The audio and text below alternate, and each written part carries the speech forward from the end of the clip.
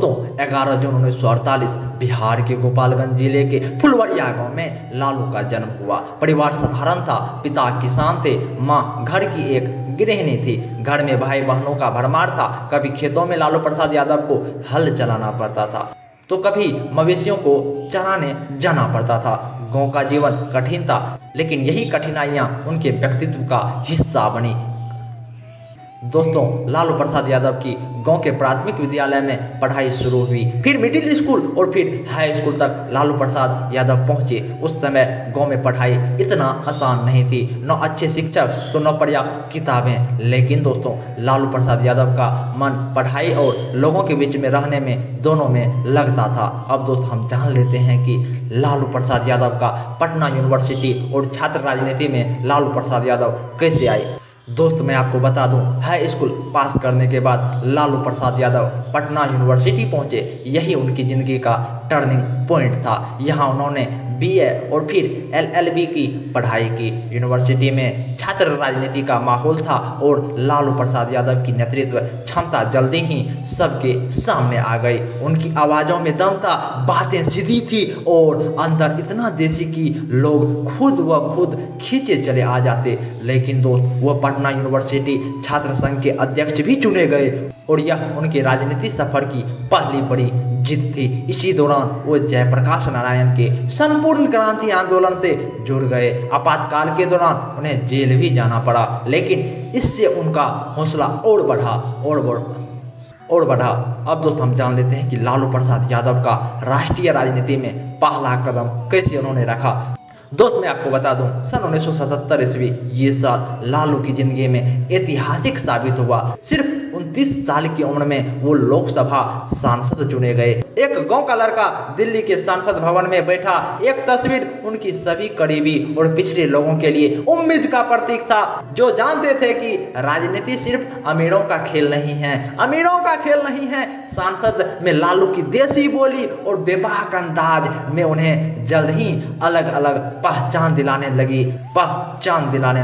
अब दोस्त हम जान लेते हैं कि कैसे लालू प्रसाद यादव ने मुख्यमंत्री और सामाजिक न्याय की लालू प्रसाद का दौर आया। दोस्त मैं आपको बता दूं, सन 1990 ईस्वी में लालू प्रसाद यादव बिहार के मुख्यमंत्री बने। उनके सत्ता में आते ही राज्य की राजनीति का चेहरा बदलने लगा। उन्होंने पिछड़े वर्ग, दलित और अल्पसंख्यकों को राजनीतिक ताकत दी। पहली बार इन वर्गों के लोग खुद को सत्ता के इतने करीब महसूस कर रहे थे कि उनका अंदाज बिल्कुल अलग था। न बड़े बड़े भाषण, न अंग्रेजी की तामझाम, बस गांव की भाषा, चुटकुल्ले और सीधी बात जो सीधे दिल में उतर जाती थी। यही कारण था कि उन्होंने लंबे समय तक बिहार की राजनीति में दबदबा बनाए रखा। दोस्त अब हम जान लेते हैं कि लालू प्रसाद यादव ने कैसे आरजेडी की स्थापना की और उन्होंने कैसे रेल मंत्री बने। दोस्त मैं आपको बता दूं, सन 1997 ईस्वी जनता दल में मतभेद होने पर लालू प्रसाद यादव ने अपनी पार्टी राष्ट्रीय जनता दल, जिसे हम आरजेडी के नाम से जानते हैं, ये पार्टी उन्होंने बना ली। ये पार्टी जल्द ही बिहार की राजनीति में एक मजबूत ताकत बन गई। सन 2004 ईस्वी में केंद्र की यूपीए सरकार में लालू प्रसाद यादव को रेल मंत्री बनाया गया। तब भारतीय रेल घाटे में थी, लेकिन लालू ने देसी सोच और व्यावहारिक फैसले से इसे मुनाफे में ला दिया। उनका लालू मॉडल हार्वर्ड 11M जैसे बड़े संस्थानों में पढ़ाया जाने लगा। वो इस बात के जीते जागते उदाहरण थे कि औपचारिक डिग्री से ज़्यादा जरूरी है कि जिंदगी का अनुभव।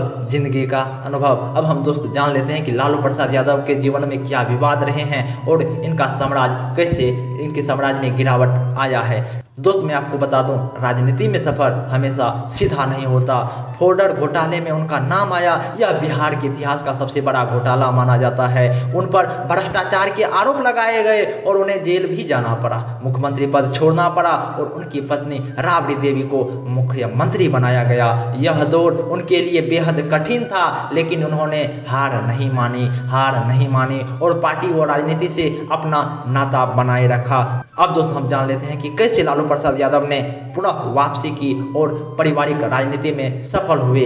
दोस्त मैं आपको बता दूं, जेल से बाहर आने के बाद लालू प्रसाद यादव का राजनीतिक असर कम नहीं हुआ। उनके बेटे तेजस्वी यादव और तेज प्रताप यादव ने सक्रिय राजनीति में कदम रखा। तेजस्वी बिहार के उप मुख्यमंत्री भी बने। आज भी लालू परिवार बिहार की राजनीति में एक अहम ताकत रखता है। दोस्त मैं बता दूं दोस्त, लालू प्रसाद यादव का सबसे बड़ा गुण था जनता से जुड़ने का तरीका। वो जहां भी जाते लोगों को लगता था कि अपना आदमी आया है, अपना आदमी आया है। उनकी हंसी, उनकी मजाकिया अंदाज और गांव की भाषा, यही उनकी असली पहचान थी। उनकी कहानी हमें सिखाती है कि हालात कितने भी कठिन हो, अगर हिम्मत और जनता का साथ हो ना, तो एक साधारण इंसान भी असाधारण मुकाम हासिल कर सकता है। दोस्तों कहना चाहूंगा, ये थी कहानी लालू प्रसाद यादव की। अगर आपको लगता है कि यह कहानी सिर्फ राजनीति ही नहीं बल्कि सपनों और संघर्ष की भी है, तो इस वीडियो को लाइक कीजिएगा, शेयर कीजिएगा और चैनल को सब्सक्राइब करना न भूलिएगा, क्योंकि ऐसे ही प्रेरक कहानी हम आपके लिए लगातार लाते रहेंगे। तो दोस्त आप लालू प्रसाद यादव के बारे में क्या सोचते हैं, आप कमेंट में जरूर लिखिएगा। तो सर यदि आपको ये वीडियो पसंद आया होगा तो आप इस वीडियो को like, comment, subscribe and share जरूर कीजिएगा। नमस्कार सर।